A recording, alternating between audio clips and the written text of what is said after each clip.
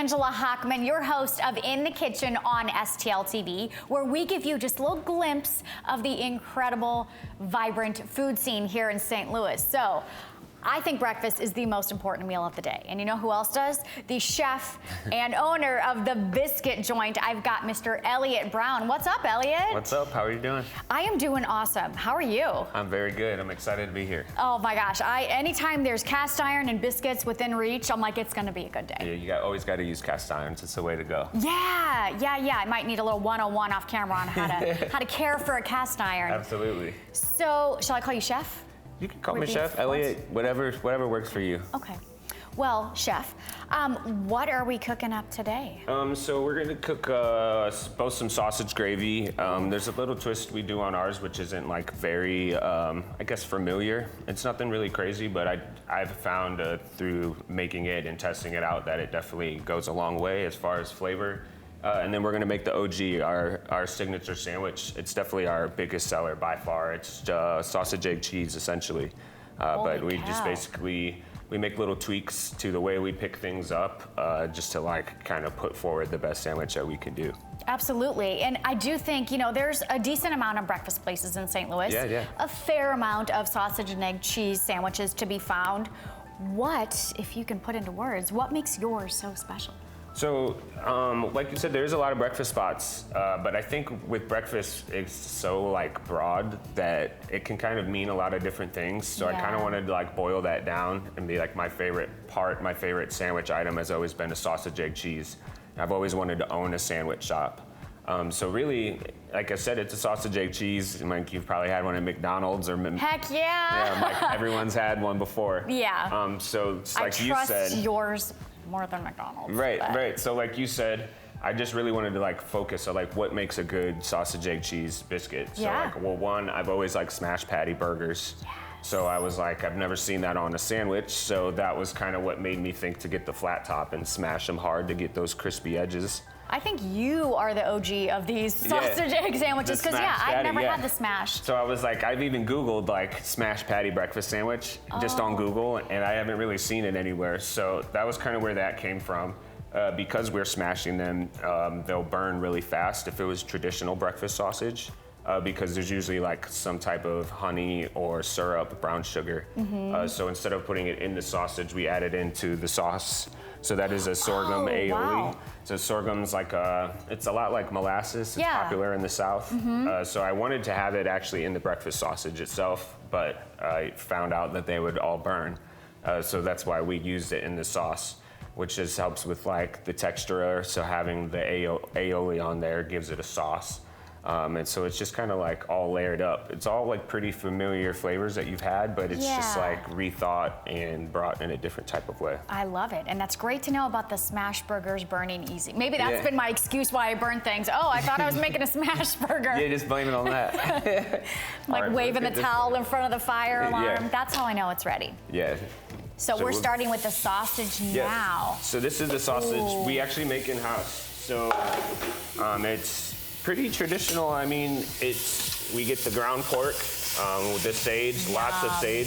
I'd say I probably like more sage than the average person.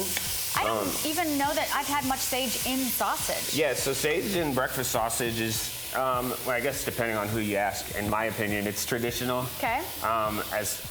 Additionally, something that kind of makes it ours is we add fennel seed.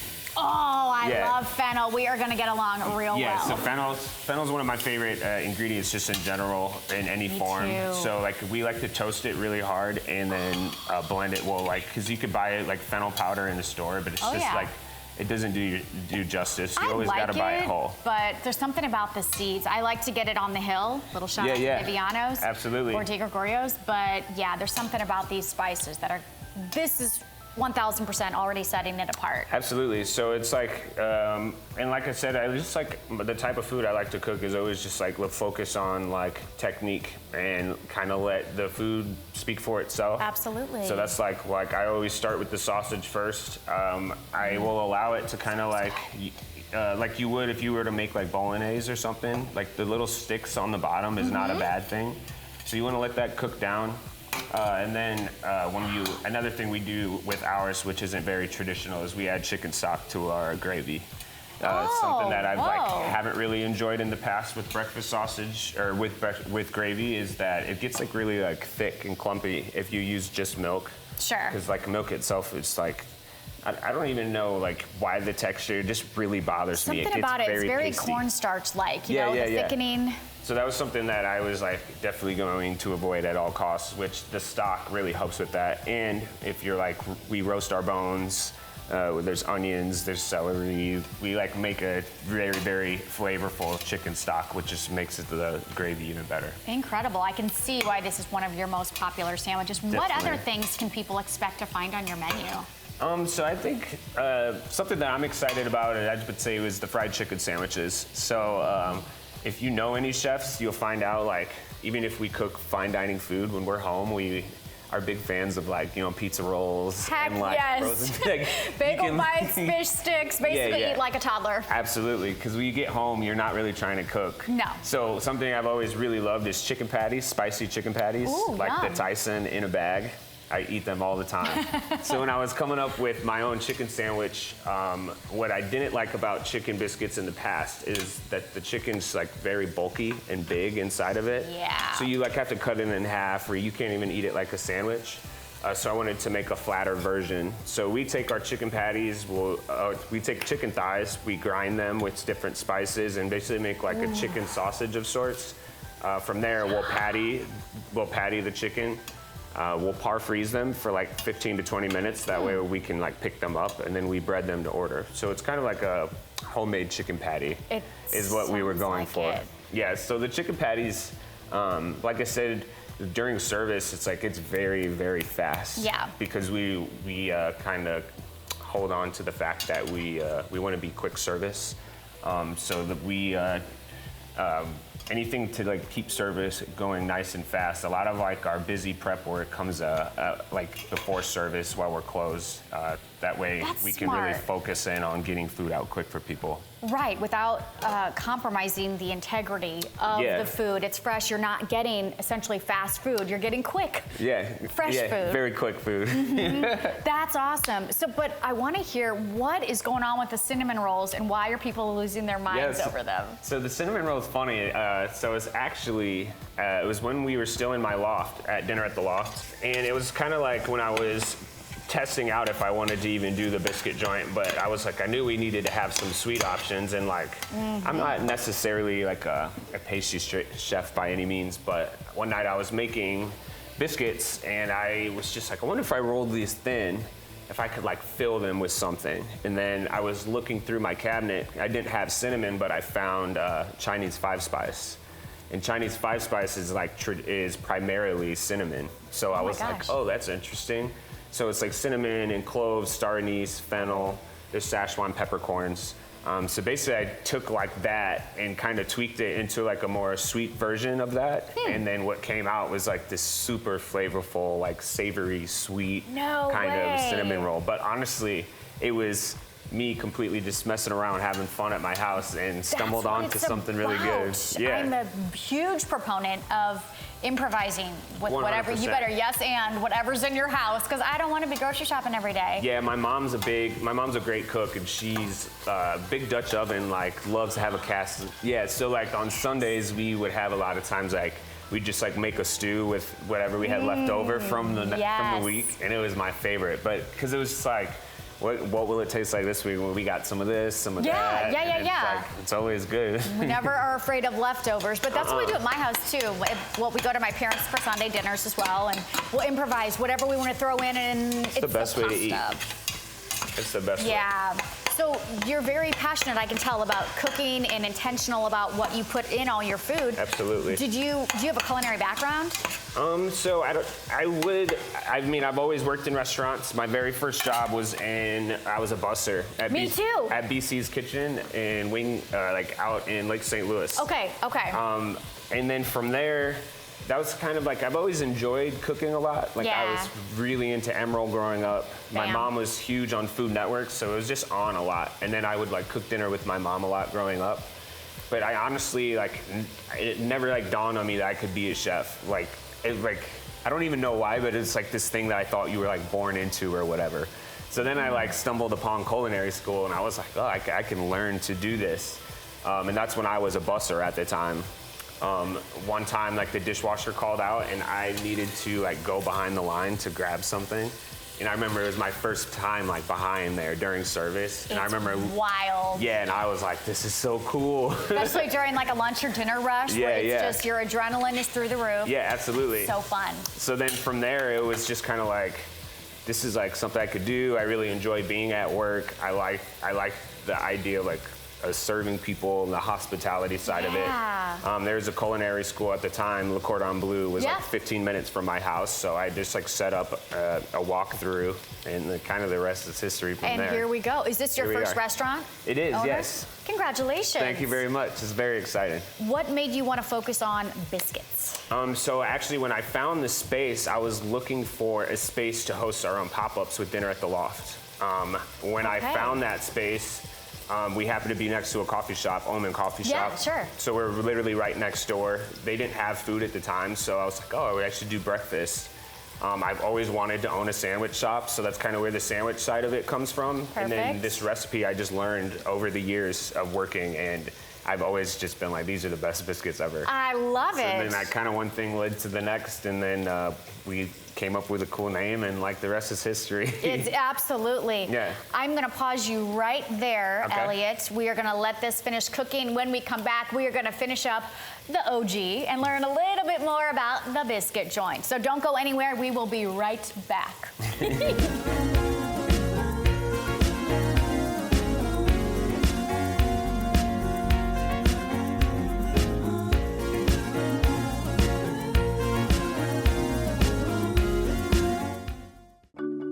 I tell my son, I love you every single day. I love you. Now, my dad has never said that to me. Not because he doesn't love me, but because culturally it wasn't comfortable for him. Now that he's a grandfather, he says, I love you to my son every time he sees him. My advice to all the fathers out there, forget the cultural restrictions. They grow up way too fast for you to waste even a single precious moment.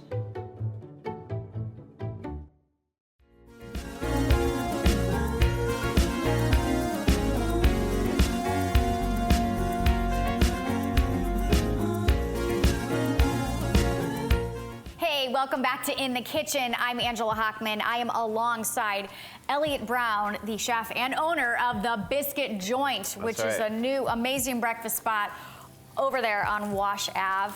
So, chef, what are we making? I think they can smell it through the screen. Yeah, this is so we're gonna start building the gravy. So it's pretty classic gravy like you would do at home. You know, you'll have your fat or your sausage. I like that you think I make this at home. Yeah. I got two little kids. Are you kidding me? So with the sausage, you know, there's going to be all that fat that it just like lets off on its own. Yep. I use a little bit of more butter. I'll add a little butter in there just because butter never hurts. Makes everything better. Yep. So then you'll incorporate, this is just known as making a roux. A lot of times this is like what you would do if you were making a cheese sauce. Basically any milk-based sauce, would be the start. Okay. This one just happens to have sausage in it. Oh, interesting. Yeah. So from here, I always like to do milk first. Any particular milk? Whole, skim? I like whole milk personally. Me too. So then from there, you want to use just a little bit of the liquid, and you're gonna just make sure everything's nice and incorporated. So you'll feel on the bottom there's like little bits that are stuck. That's totally fine. That's actually like something you want to happen in the beginning. Once it like cooks away and separates from the bottom, it's gonna just end up being more flavorful. It's like what you would do like if you were making a braise or anything like that. All right, so we'll let this come up a little bit. From there, I'm gonna get this is a breakfast sausage from work, or from the Biscuit Joint. Okay. At work, we have a flat top. Here, I brought some parchment. If you have like a press at home, you could use a press, but I'm going to use another cast iron. Ooh, okay, that I can do. You just get it nice be careful. and flat. Nice and flat. Oh my gosh. And you just want to let it sit. Something like that people kind of do at home that is they just like touch their food too much. You gotta let it kind of do its thing. That's me. I probably stirred that 17 times too many. So then, especially like when you're doing a smash patty, the key is 100%. You gotta let it sit, or else it won't get that like edges. So like once it sets for a second, you'll be able to take this off. But like you'll see at the Biscuit Joint, we always have like our presses all across it. That'll like get that really nice crisp on there. Interesting. So why did you choose the location on Wash Ave, and what has that environment lent to you as a business owner? So I actually live up the street. I live like 1.5 blocks up the street. Walk to work, you better never be late, yeah, Chef. walking to work is always nice. From there, we actually, from there, it's just like, I know the neighborhood really needs it. Because, I mean, I've lived in the neighborhood for a while now, and it just seems like there was no like really quick options for breakfast. You know, there is Egg and there is Turn in town, which those are really good restaurants as well. But something that I didn't have is something fast. Unless you wanted like a quick breakfast, you could go to Starbucks. But even then, like, you got to support local restaurants. 100% So agree. I knew like people, there wasn't anything like it around, so I was like, maybe people will enjoy this, if not for anything else, just for that. But it's like, I really just like love the neighborhood, and I just wanted to stay in there. And also it's just like really booming over there right now. And I feel like it's the time to get over there is right now. What type of collaborations do you do in the community? So we actually did a brunch for the Children's Hospital a couple of days ago, actually. Wonderful. We hope to do that in the future. They have a program where they feed lunch to all the just like the parents and anyone that's up there, like people that are staying there overnight. That's so that means a lot to us. Like, you know, I really do want to be a part of the community. I also like really hope to have this space be like a community for the industry itself. For people that don't have restaurants, like a place for them to get their ideas out of their minds and like into the world. Like that's really what came of Dinner at the Loft. It was just like an idea. We were bored and wanted to cook for friends, and like now we have a storefront. What's Dinner at the Loft? Some people might not be familiar. So Dinner at the Loft is actually a concept that started during COVID. Me and my friends all worked together and got furloughed at the same time. We were just really bored, honestly. We're like, we miss cooking for people.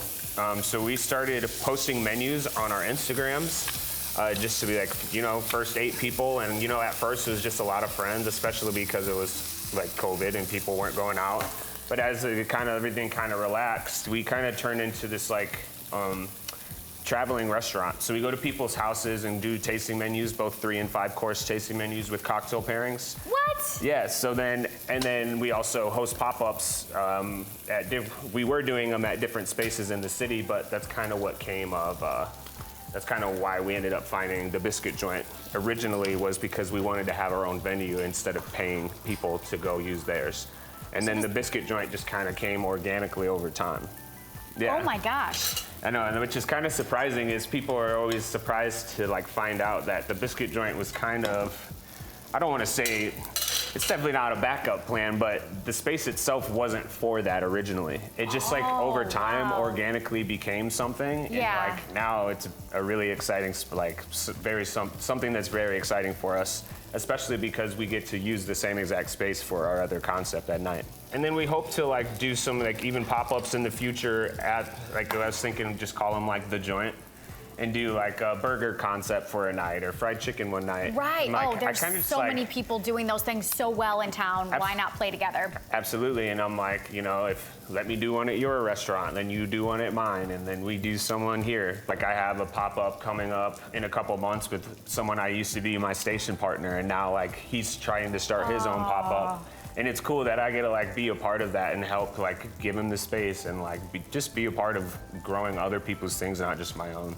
That's incredibly selfless of you. Was that part of your intention when you started the Biscuit Joint? Absolutely, 100%. I just like I said, when we were starting Dinner at the Loft, we just didn't really have anywhere to like showcase anything what we did. So that's why we did it at my loft. But we only could do 8 people at a time.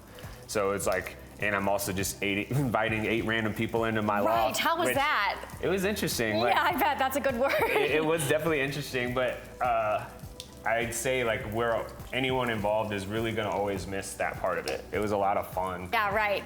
So this dinner at the Loft, how does one get involved, i.e. Yeah. where's my invitation? Absolutely. So it's usually, we will always use our Instagram. Our site will be live soon. From there, we'll just post on either our Instagram. We'll probably post on Biscuit Joints as well. But we'll have Awesome. links to buying all your seats, and it'll be pretty easy and straightforward. But first come, first serve. But we hope to do one bi-weekly, and you know, love like that.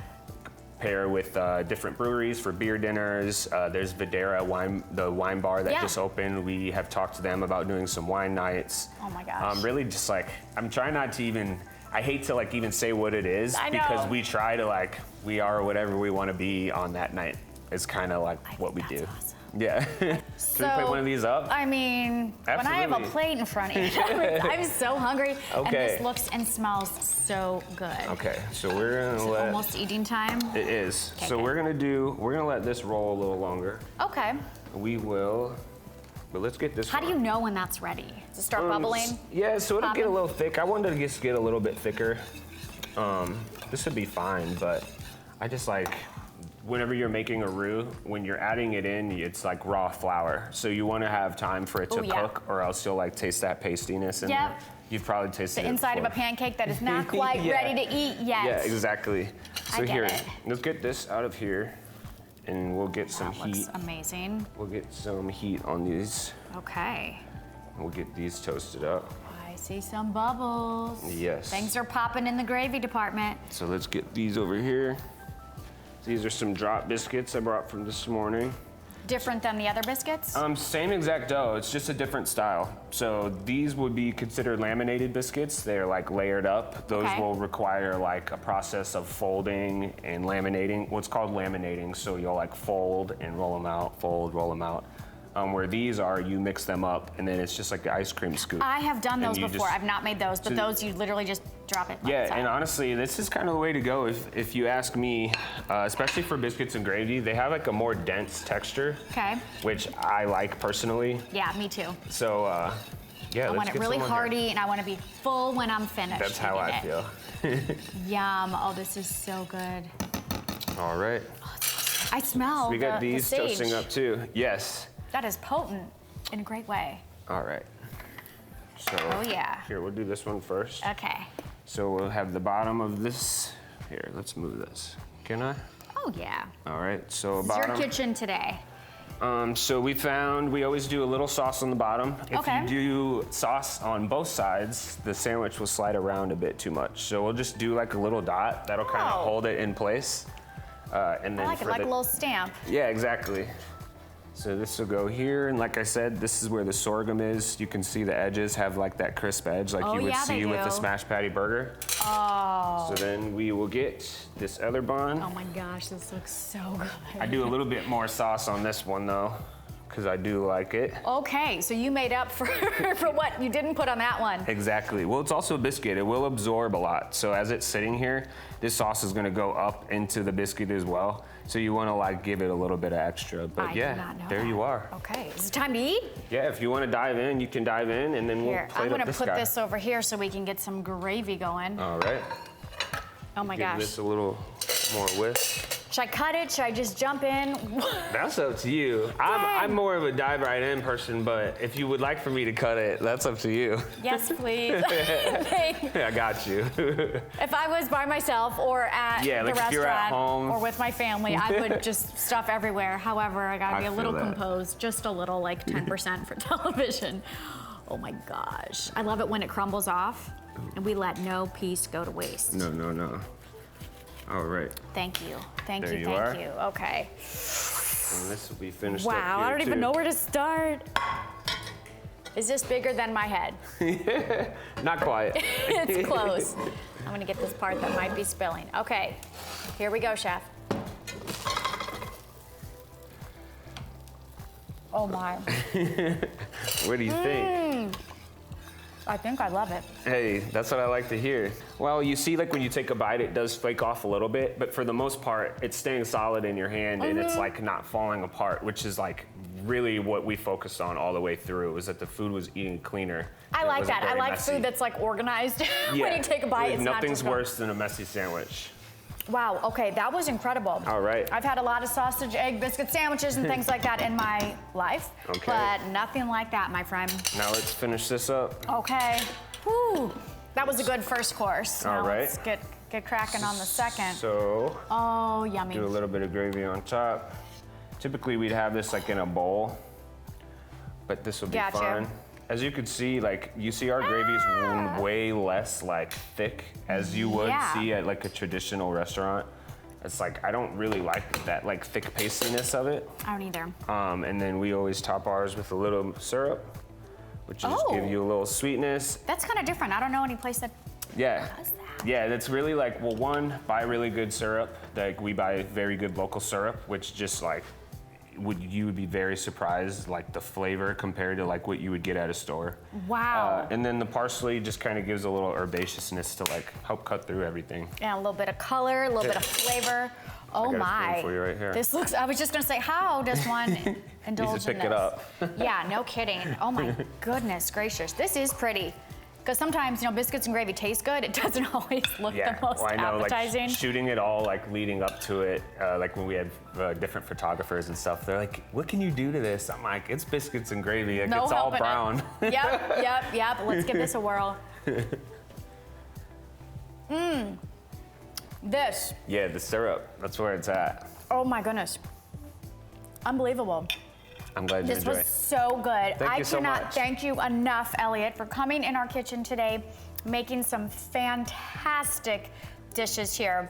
Thank you very much. It has been so much fun. And you guys, keep the Biscuit Joint in mind when you're looking for that go-to great breakfast spot. Head on down to Wash Ave. Like you said, the neighborhood's popping. You're gonna wanna get That's there. right. And again, get the cinnamon rolls while you can. Sometimes they sell out because they're that Yes, good. we do. Yes, we do. Check the website, follow them on Instagram. We have had so much fun today. While you're on social media, if you don't mind, follow STL TV on all of those fun social media platforms. But also, did you know that In the Kitchen has a Facebook page? Yes, the rumors are true. So we want to hear from you. If you're out and you think a restaurant might be a great guest, just drop us a message. Can't hurt. You never know who we're going to get on this show. On the next episode, you'll want to tune in because we've got Squires. Oh, yeah. Okay, it's been so fun. I am Angela Hochman. Thanks for keeping it right here on STL TV, where you get to experience St. Louis. See you next time.